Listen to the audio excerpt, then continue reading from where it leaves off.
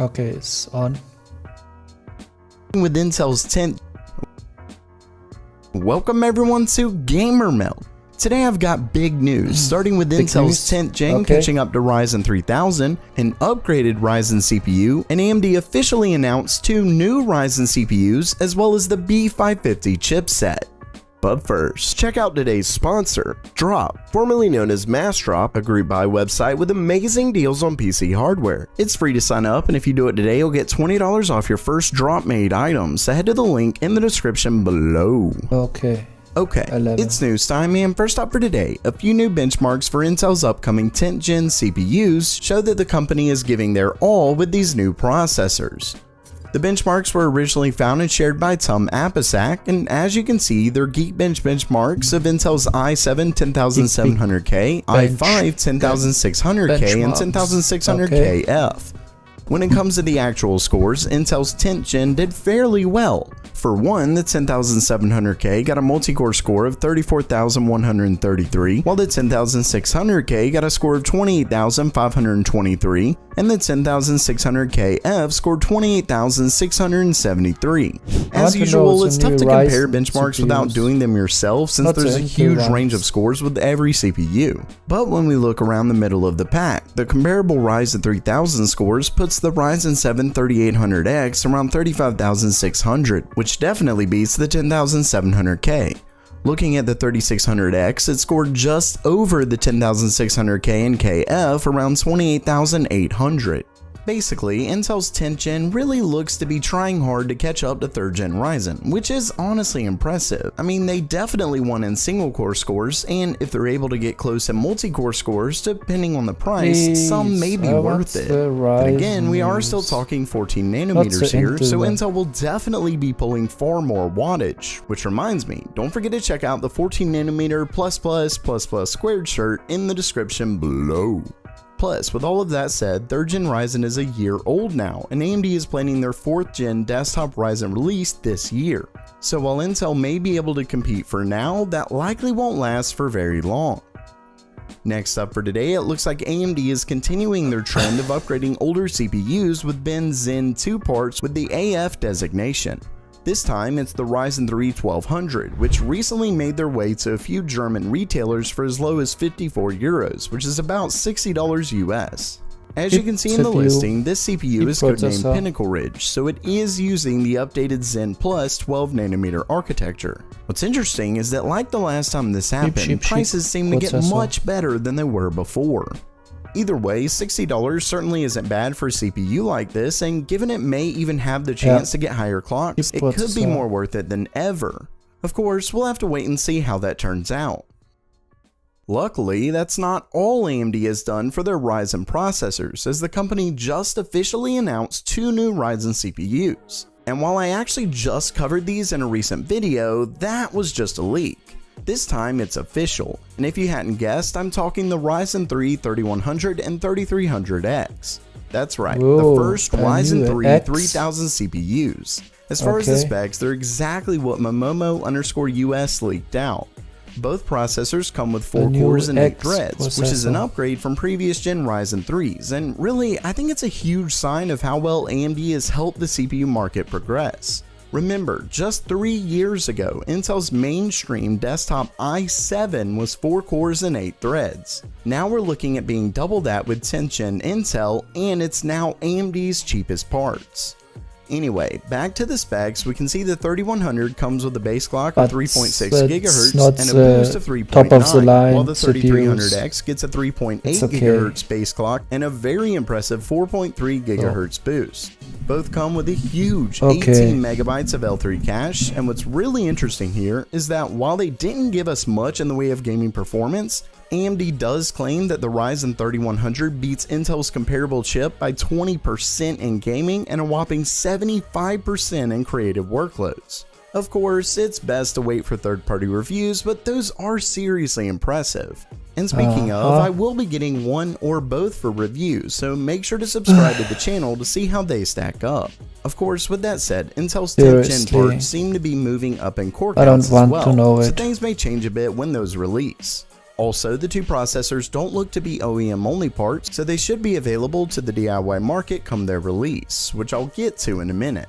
But before that, AMD also announced the long-awaited B550 chipset. And while they didn't say much about it, AMD did finally confirm that it's coming with PCI Express 4.0. Of course, while the board has been rumored to include it, with the OEM only release of the B550A only getting PCI Express 3.0, it was somewhat up in the air. Now, when it comes to release dates, AMD has officially stated that the new Ryzen 3000 processors will be available to purchase on the 21st, with the B550 set to launch on June 16th. Then basically, while they're not too far off, they're still a bit of a wait. Mainboards. So while that does it for today, are you excited for more powerful budget CPUs, or are you just ready to jump on the PCI Express 4.0 train for less? Let me know down in the comments below, and if you liked the video, please subscribe, and as always, have a great day. Okay. Have a game? No. Not much player right now.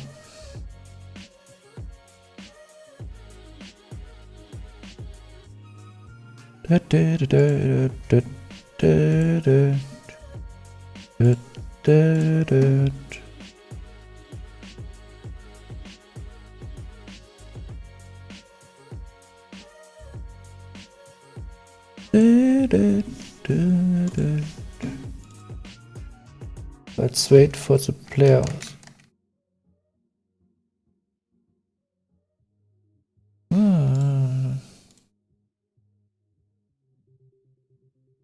No, I think.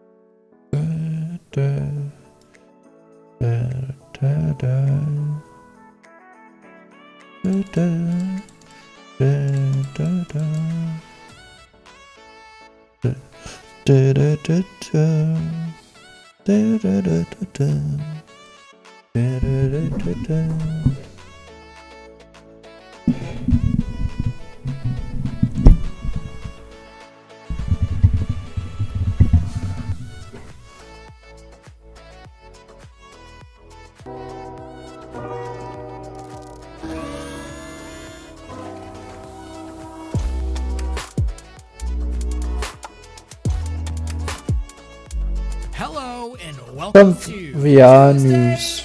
Let's see what we have here. Number one resource for the entire week's worth of VR news. Well, we did it, everyone. We finally hit 100,000 subscribers, and I absolutely can't believe it. It feels Congratulations amazing to have this VR for you. family all around us. Whether you've been watching for the past year or this is your first video, welcome and thank you for everything. This community is probably one of the most supportive and positive thinking out there. But we've still got work to do. So once again, thank you all and much love for 100K, and here's to the future. But now let's get right into the news. I'm sure that some of you have heard the rumors and leaks around the new Oculus headset and controller that have made the rounds recently through an official Oculus leak, codenamed the Delmar and Jedi controller respectively. Of course, we know practically nothing about either of them, but a recent Oculus firmware update has given us more insight as to some of the features that may be on the newest Oculus touch controllers. And let me tell you, if you're on the Oculus side of things and you've been wanting features like finger tracking like the Index's Knuckles have, it's possible that this firmware update will make you very happy. According to an analysis by Upload VR, this firmware is referencing the new codename Jedi controller. One thing that is interesting is the consistent terminology of controller, singular that is. I'll get into what I think that means, if anything, in just a bit though. Right now, the firmware shows the Jedi controller to have the same inputs button-wise as existing controllers, but in addition to the existing capacitive sensors already on the touch controllers that be on the thumbstick, buttons, and triggers, an analog capacitive sensor is also referenced, and that has its own code. edition. Given the Which verbiage edition? used, this is very likely a sort of mashup of capacitive sensors on the grip itself, similar to what we see on the knuckles and ETI controller that are used for finger tracking. These both use analog capacitive sensors to accomplish that job. Other improvements to the controllers can be seen in haptics. I'm not sure if any noticed, but if you have the original touch controllers, the vibrations used in them are actually stronger and more precise than the new touch controllers. While the old used a linear actuator similar to those seen in controller the Switch update. or the Knuckles, the new use How a standard impressive. vibration motor that we have Boring. in all standard gamepads. The Jedi does mention a whole new style of haptic driver of some type, and this likely will be an improvement over the standard vibrations that we have in the new touch controllers. Wow, and finally, we may new be seeing far vibration. better tracking accuracy. Really? The current generation touch controllers work by flashing I'm not so IR LEDs on the tracking pin, which are picked up by the headset's in new cameras. Right now, vibration. your controllers flash or update the So, location of the controllers at a frequency of 30 Hz or 30 times per second. The Jedi doubles that to 60 Hz or 60 times per 60 second. It Hz. also includes a far better inertial measurement And unit, more the thing that actually LEDs for determines the speed tracking, and orientation for sure. of the controllers. All in all, these are just some great Yeah, updates okay, to an already pretty good whatever. controller set. So, I have no nice. specific gripes with the Oculus Touch at this time, but better is always better. And now for the speculation, Oculus the Del Touch Mar and the Jedi update. controller. Okay. What are they and what could they really be? Well, the Jedi was initially thought to be a specific Beat Saber controller, which makes sense given the name. But having the full range of button controls may rule that out. If the Jedi and Del Mar are actually connected, it could point to the package being the Quest Pro that everyone has been asking for. And it may be possible that these new Jedi controllers with supposed finger tracking and improved overall tracking are Wow, we have a game. with existing Nice. inside-out Oculus headsets as well. Love of it. course, like I said, this part is speculation and should be taken as that. But at this point, it's kind of what these early leaks are pointing towards. As always, if new information is put out there, I'll be talking about it here in a couple weeks. Now, historically, projects like these are announced either Facebook's debate or at the event that occurs every fall called the Oculus Connect. Last year, I was actually able to attend Oculus Connect 6, where the Oculus thing was announced. It was at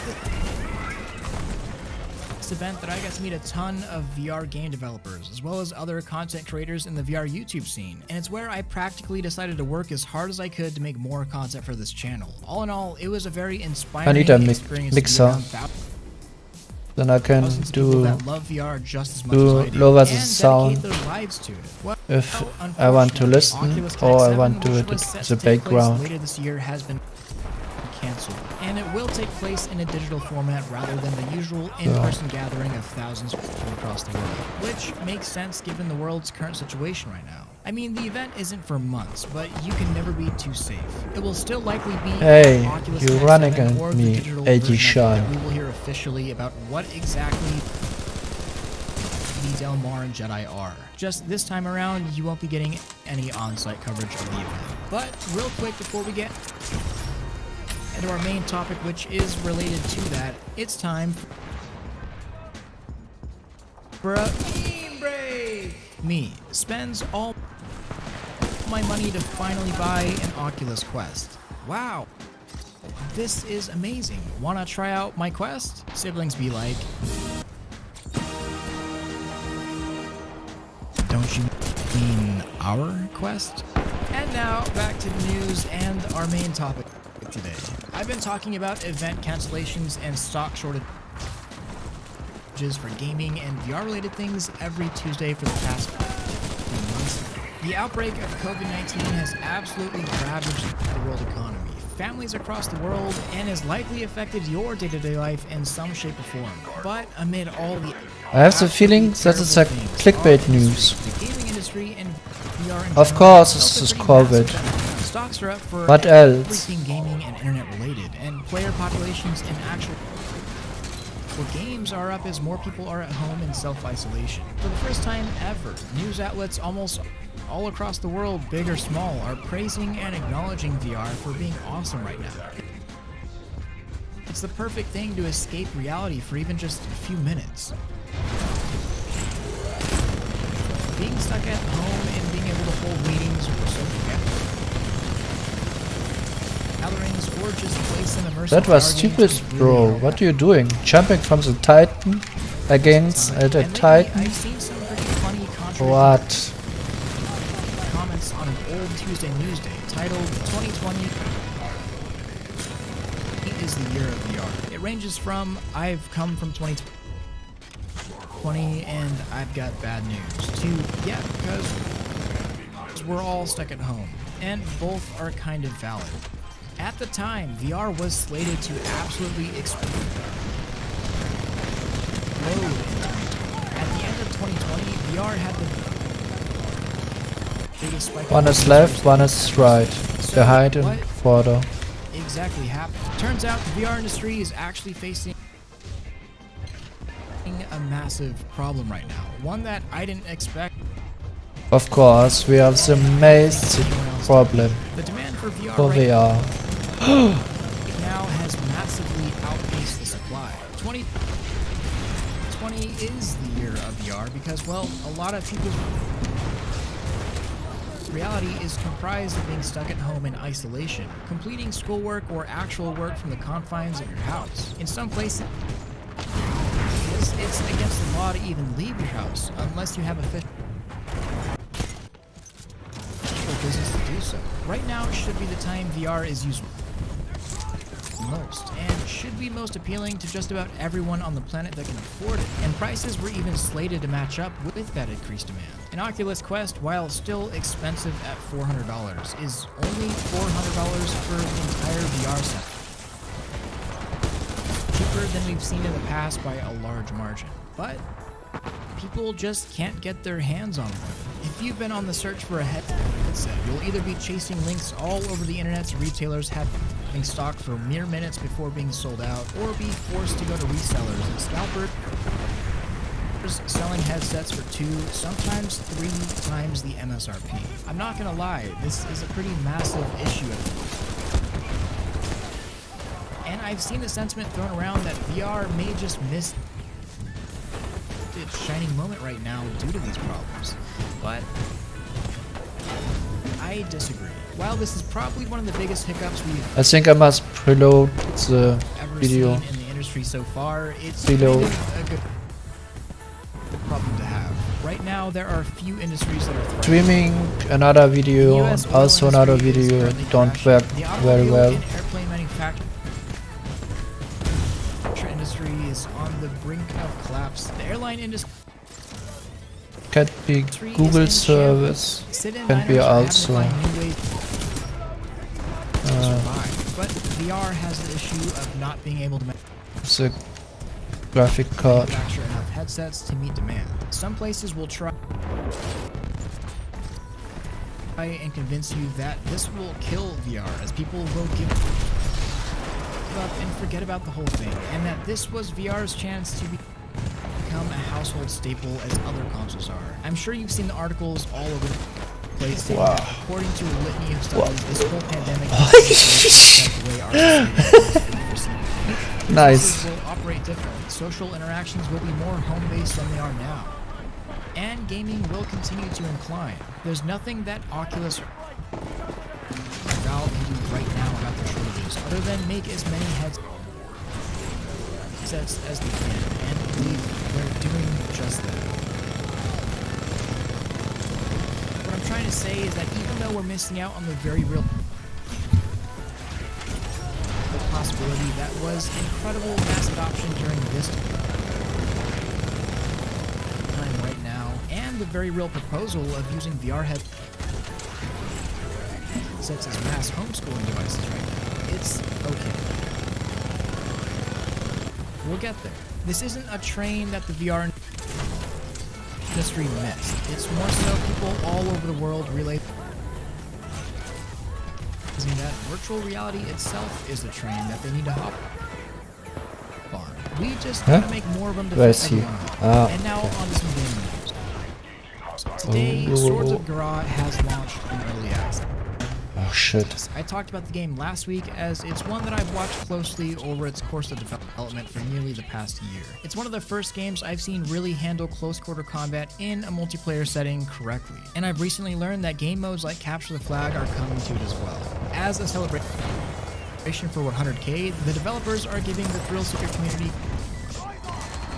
quite a few keys for me to give away. I'll be doing that on stream today, pretty much right after this video is posted over on my Twitch, as I'll also be playing a few rounds if you want to check it out. So stop on by for your chance to win a free key. In terms of other game releases, Pixel Ripped 1995 is releasing in just 2 days on Steam. Oculus Quest, Rift, and Vive Port. This is a super fun, I don't know what I'm doing. and essentially a sequel to the beloved Pixel Ripped Bought me back for nothing. 1985. This game does have a primary storyline, but the main gameplay is focused on Whoa, the evolution that and was good. progression of gaming from the 16-bit to the 32-bit era. All in all, it's just a fun continuation of an indie VR franchise that I love, and I've spent quite a bit of time in. If you're interested, go ahead and wishlist the game on Steam, or check it out on the Oculus Store. Set to release April 23rd. I'll also mention that there's a collectible in-game that Not is an with homage me, bro. to this channel. So if you happen to find it in-game, Whoa. let me know. So Bethesda has a history of porting their flat game to The VR price I'd for take. better or worse. Fallout 4, Skyrim, and a version of Doom VFR. Whoop. Have all come to VR, and it was promised back in 2018 that the Elder Oh no! Blades would also be. You stupid tree! If you You're don't in know my what the way. Elder Way. Scrolls Blades is, it's a free mobile game set within the Elder Scrolls universe, currently out for iOS and Android. The game was supposed to be coming to all VR platforms soon, including the Quest, but when asked about the progress by Upload VR, Bethesda said that they have no update on the progress. This likely means that the project has been abandoned, and we may never see Blades come to VR at all. I guess that's okay though, as I don't want it to become some sort of new trend that mobile games start getting ported to VR. We already have enough short, simple games, we don't need them to be riddled with microtransactions as the mobile market is. But I would have personally really enjoyed playing Blades on the Quest, and I think it would have made for a fun, light Elder Scrolls experience on the go, since you can't really play Skyrim on the Quest unless you plug it into a PC. But now it's time for question of the week from Wolfbomb. Have you ever played Minecraft VR or not? Yes, I actually really I have never played quite a bit Minecraft. way back in Alpha 1.2 to 1.2.3, and a little early beta. But as I got older, I kind of stopped playing Minecraft as well. Which I do wish that I did, because I missed a lot of what happened through the updates. VR has actually gotten me to come back to Minecraft though, which is awesome. During my last 24-hour stream, I spent about 17 hours of it within Minecraft with an attempt to slay the Ender Dragon in one go. We were unsuccessful after a few full-hearted attempts, but I still had a great time. And I come back to Minecraft VR every now and then. Make sure to leave your own question of the week below. Oh, I may just answer yours next. Could be about anything. And that's the week's news. Stop by in my Twitch stream today. Oh no! Oh, I was lucky. And for just a good old time. Also, join in my Discord for some VR discussions. I want to give a massive thanks to all of my Patreon supporters, especially my Omegas like Zimph, Very Evil Shadow, and BenQ. I literally couldn't be doing any of this without you. Don't forget to like this video if you loved it, subscribe if you want more of this, and hit that freaking bell if you just can't live without it. Much love, real life.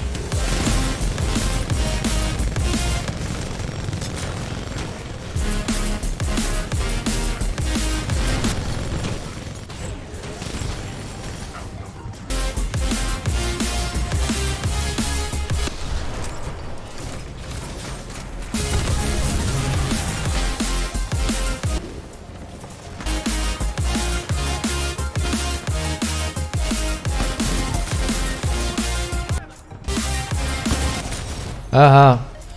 One chased me. It is a mistake.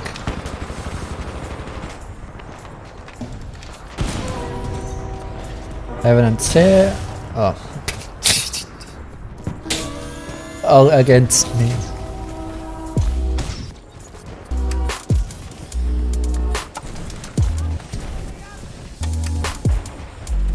All people are against me. Player, not people. Your number one resource for the entire week's worth of VR news. Hey guys, so sorry to break our amazing streak of actually having news day on a Tuesday by missing last week's news day. I don't wanna know. I mean, we were like 7 weeks straight of being on time, but between a bad bout of food poisoning.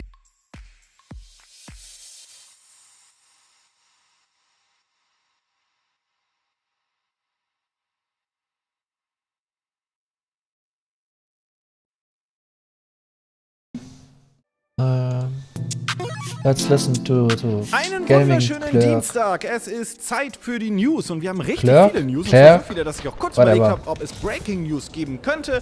Allerdings ist die News. Informationslage nicht ganz so stark bei den einzelnen Themen und deswegen machen wir lieber eine große News-Show im Sinne von, wir haben 1, 2, 3, 4, 5 Meldungen. Das ist für uns grob. Also, Denn normalerweise machen wir 1 Meter, 2 heute Meter, big, mit Mr. tall, Aorus.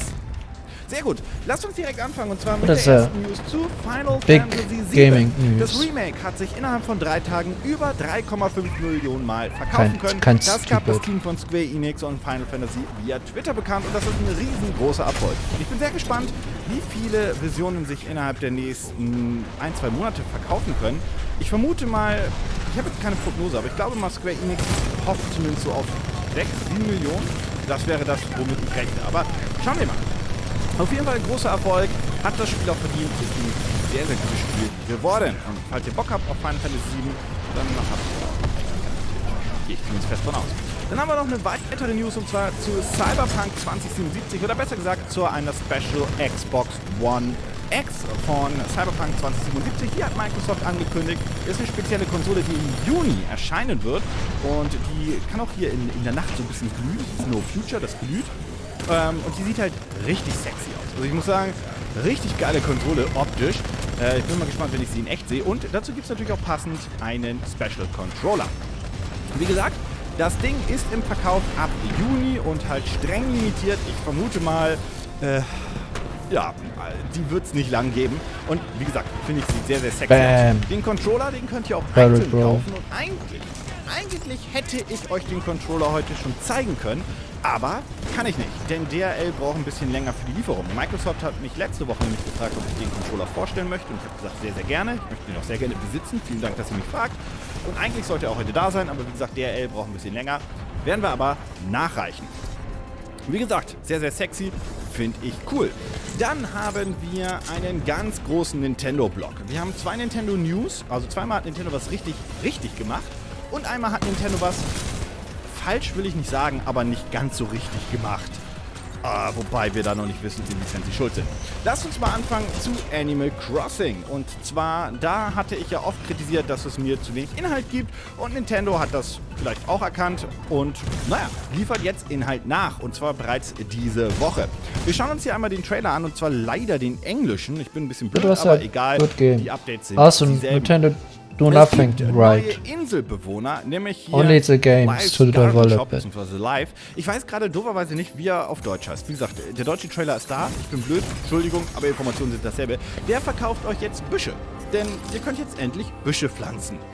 Wer das Video von Musician gestern gesehen hat, der weiß, Moment, das war doch geleakt. Und ja, tatsächlich, die ganzen Leaks, die Mu reingehauen hat gestern oder die er euch gezeigt hat, die stimmen auch. Denn, wie gesagt, wir haben jetzt den Busch-Shop und Rainer ist wieder da mit seinem kleinen Boot und verkauft Kunstschätze bzw. Kunst und, ja, schöne Möbelstücke. Wie nennt man nochmal Möbelstücke, die selten sind?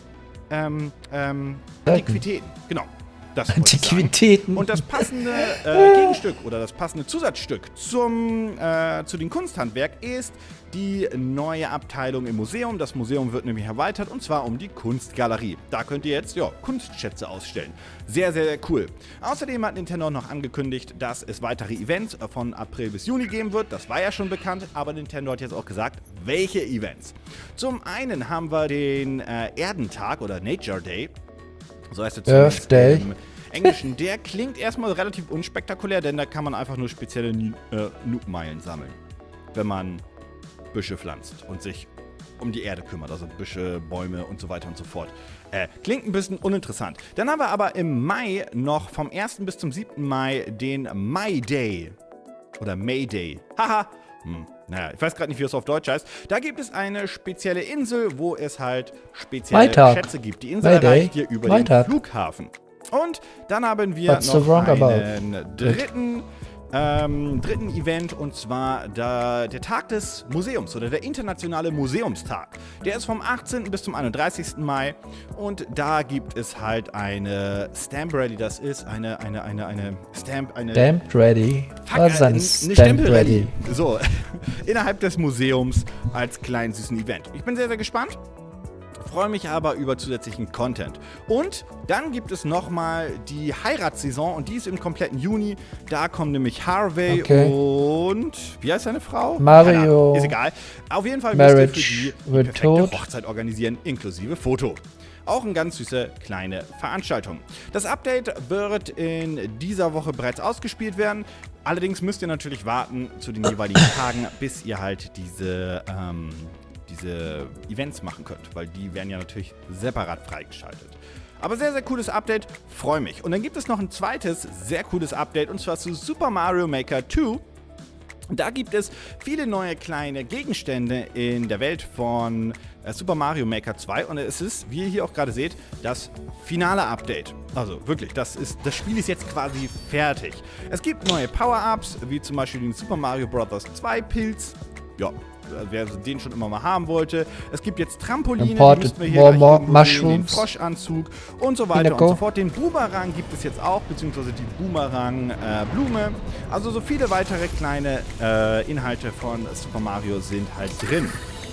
Und das Coole ist, also hier auch, ne? Genau, schönes Coole ist, das Goomba-Maß gibt es jetzt auch, dass wir euch jetzt Goomba verkleiden können. Und, was ich persönlich cool finde, und ihr wisst, darüber haben Christian und ich viel damals geredet, noch generell, Nintendo endlich einen Editor haben the old für die games Oberwelt. and only do the update. Ihr seht hier, was nimmt, also das so ist they 4 Minuten don't need to 46 development sehr, sehr new cooles, games. kostenloses Update, muss man betonen. Hier, das And ist we es jetzt. get Ihr könnt jetzt eure eigene games. I Oberwelt want a machen Star und da Fox. eure eigenen kleinen Where's Welten Star kombinieren. Das Fox? ist I sehr, want sehr a new cool. Star Darauf habe ich Fox. sehr lange gewartet. Ich dachte gar nicht mehr, dass sie das jetzt per Update reinbringen, sondern ich habe da ehrlich gesagt mit einem Nachfolger gerechnet. Aber cool, es ist vorhanden. Das freut mich sehr.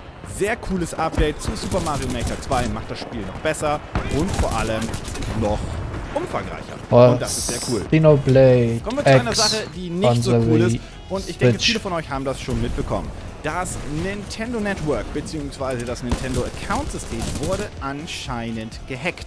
Beziehungsweise mittlerweile kann man davon Nintendo ausgehen, ist dass es gehackt. definitiv gehackt wurde. Denn Der Nintendo Account selbst hat System. es nicht unbedingt bestätigt, aber schon.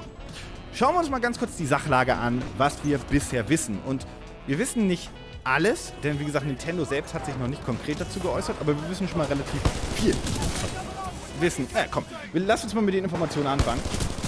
Und zwar, ich habe das vor allem mitbekommen durch den Twitter-User Luigi Blood. Der hat viel darüber getwittert. Ich weiß gar nicht, ob er die erste Quelle war. Das ist ein bisschen verworren. Aber er hat auf jeden Fall darüber berichtet, dass der Shit nun serious ist, denn es wurden sehr, sehr viele Nintendo-Accounts gehackt. Wobei, Hack ist das falsche Wort. Es ist eher ein Breach. Das bedeutet, erstmal eine Warnung, der böse Mann oder die bösen Männer oder die bösen Frauen oder die bösen wer auch immer, haben vermutlich nicht eure Passwörter, sondern konnten sich einfach Zugang zu euren Accounts holen. Das klingt jetzt erstmal gut für euch, ist aber eigentlich schlimmer für Nintendo, denn ein Passwort-Hack, den kann man vielleicht leichter zurückverfolgen. Ein Breach, der ist ein bisschen komplizierter unter Umständen. Wenn man sich das Ganze anschaut, scheint aber dieser Breach nicht über den direkten Nintendo-Account funktioniert zu haben, sondern anscheinend, und so schreibt es auch Luigi Blood, ist der Breach durch die Nintendo Network ID gelangt. Das bedeutet, wenn ihr euch hier bei Nintendo einloggt oder auch auf eurer Switch, habt ihr die Option, euch mit zum Beispiel euer E-Mail und eurem Passwort einzuloggen über Facebook, Google, Twitter oder sogar mit Apple ID. Das ist alles überhaupt gar kein Problem. Aber die Leute, die sich wohl, vermutlich, vorsichtig damit, über die Nintendo Network ID einloggen, beziehungsweise ihren Account mit der Nintendo Network ID verlinkt haben, die könnten von diesem Breach betroffen sein. Denn So wird es aktuell behauptet, der Breach zielt halt explizit auf die Nintendo Network ID ab. Das bedeutet, darüber wird sich Zugang zu eurem Account verschafft. Ob euer Account betroffen ist oder nicht, das könnt ihr in den Einstellungen eures Nintendo-Accounts sehen. Dort könnt ihr nämlich unter Sicherheit, unter der Einstellung Sicherheit sehen, von welchen Standorten Zugriff auf euer Account verlangt wurde. Also da seht ihr, ob es Deutschland war, USA, Russland oder wo auch immer. Und sobald das Land nicht Deutschland ist, oder Österreich, Schweiz oder wo auch immer ihr gerade sitzt, dann solltet ihr sofort euer Passwort wechseln und vor allem eure Kreditkartenabrechnung oder PayPal mal gegenchecken, ob es da Abbuchungen gab. It doesn't make sense, because it's a breach. Sicherheit aktivieren. Das könnt ihr auch über den Punkt Sicherheit in eurem Nintendo-Account. Das solltet ihr unbedingt machen. Solltet ihr übrigens generell machen, egal mit welchem Account und was auch immer ihr benutzt. Immer 2-Faktor benutzen. Aber ja, das ist der Fall. Und wie gesagt, checkt mal kurz eure Accounts auf jeden Fall, denn ist nicht so schön. Auf dem japanischen Twitter-Account des Nintendo Supports gibt es auch viele Meldungen darüber, wie man aktuell seinen Account sichern kann. Übrigens den Twitter-Account. Und ja, generell, wie man seinen Account auch jetzt mit der E-Mail und mit dem Passwort und so weiter abändern kann. Außerdem gab es hier auch den Bericht auf Twitter, dass halt mehrere Kunden berichtet haben, dass es Zugriffe auf die Nintendo-Konten gab. Ich bin sehr, sehr gespannt, wie sich das Ganze aufklärt. Scheint auf jeden Fall eine größere Nummer zu sein. Und wie gesagt, nur nochmal mein Hinweis an euch. Ändert, also checkt erstmal generell, ob es Zugriffe gab. Checkt, ob es Abbuchungen gab. Ändert euer Passwort. Ändert unter Umständen vielleicht sogar eure E-Mail. Und aktiviert unbedingt die 2-Faktor-Authentifizierung. Weil das ist unglaublich wichtig. Also generell, wie gesagt, ich wiederhole mich bei jedem Service, den ihr benutzt. Das wären die News für heute gewesen. Wenn ihr da Anregungen, Fragen oder eigene Meinung zu habt, unten in die Kommentare rein. Wenn euch die News gefallen hat, Daumen nach oben. Und wir sehen uns beim nächsten Mal wieder. Vielen Dank und ich gehe heute mal darauf.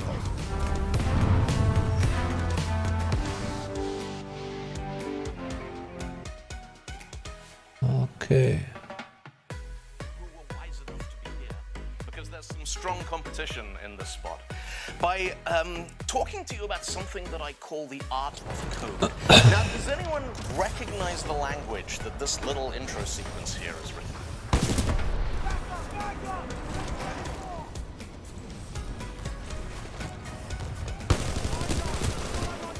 Logo.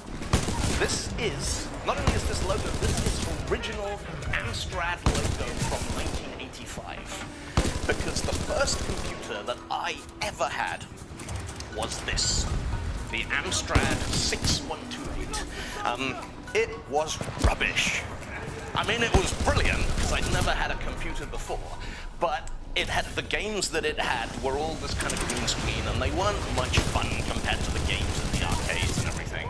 And you couldn't do very much with it. No modem, no dial-up, no BBS or bulletin boards or internet. But what it did have on it was this Logo programming language. And Logo got me hooked, because using Logo, I could make the computer draw pictures. And that was a big deal in 1985, because I'd never seen, like, I could put things on that screen using Logo that maybe nobody had ever seen on any screen before. And I got hooked. And I got this lovely kind of, feedback loop where I liked it because I could make the computer do what I wanted. And every time I did that, I'd get this little thrill and this rush, and I'd go back and I'd have another go. And, throughout my entire career developing software and designing systems, that thrill for me never gone away. And I hope for you, all of you here as well. You have good days and bad days, but you still get that rush when, all your tests are green. Or when you hit monitoring and it's 100%, or something just works and you're like, I did that, I made that work. And over the last 3 days here at NBC London, we've had some amazing, brilliant people telling us how to solve useful, important problems, how to design scalable services, deployment strategies, information security, the ethics of artificial intelligence and machine learning. I'm not going to talk to you about anything useful, because I am going to talk to you about art. And all art is quite useless, says Oscar Wilde. Now, I don't entirely agree with this quote. I like this quote a lot better. The function of art is to hold a mirror up to nature. And if We want to use art as a tool to I love explore art. and Art understand the is not world around useless. us. We can hold a mirror up Oscar to it, but Wilde before is we can do stupid. that, we need to invent the mirror, and that is where science and technology and engineering come in. Because for centuries, we humans have built machines and tools to help us explore and understand the world around us. We've created scanning electron microscopes that have allowed us to see things like this. This is shards on the eyelid of a beetle. It's been there the whole time, and nobody had ever seen it until we invented machines that could take photographs of something that's only a handful of micrometers across. This is crystals growing in a dish of soy sauce. This is the stems inside one strand of a banana leaf. This amazing, beautiful, microscopic world we had never ever seen. And we've sent machines and cameras and telescopes and people into space. And we've looked back. We've seen, our planet Earth rising above the moon. We've looked back from beyond the rings of Saturn. This is us, down here. This is the pillars of creation. This is 6,000 light years away in the Corsair Nebula. And until we invented machines to show us these things, nobody had ever seen. And within the last 30 years, maybe, we've started exploring another hidden world that's been there the whole time until we developed the machines that allowed us to go in and see it and play around with it. It's a world of mathematics and information. Throughout the 1970s, there was a guy called Martin Gardner who wrote a column for Scientific American magazine about mathematical puzzles and curiosities.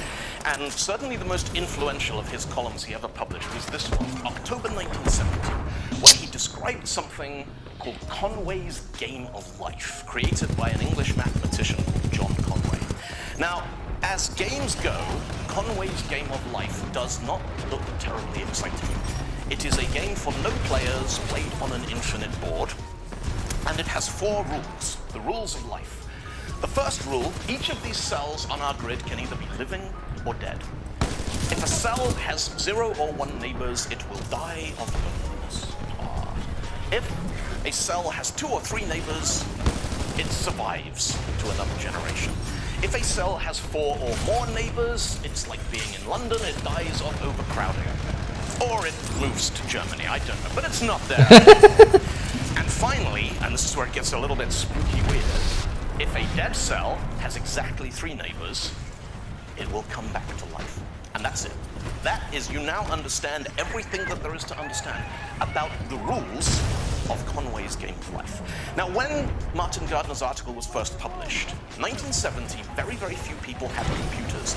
And so they used pens and graph paper to play the game of life, and they drew diagrams like this. Now, these 5 shapes are what we call the tetrominoes. They're the 5 Tetris tiles. And this shows you the evolution of each of those shapes under the rules of Conway's Game of Life. But, looking at this, it's like going to a museum where they have the butterflies pinned in a glass case.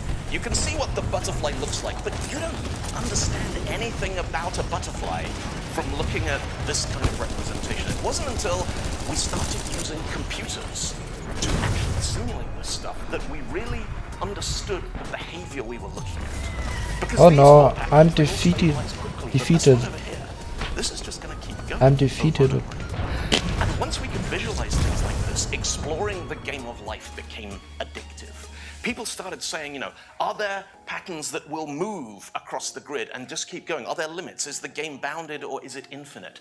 This was one of the first shapes. This is known as a glider. Repeats itself every 6 generations, and it just I keeps think I know crawling it's the across game the grid of forever. life. And once we realized gliders were possible, people started looking for more, and they found But I never hundreds played. of these shapes, spaceships. These incredibly elaborate, beautiful creations that just glide across this grid, driven by 4 simple rules. And that's it.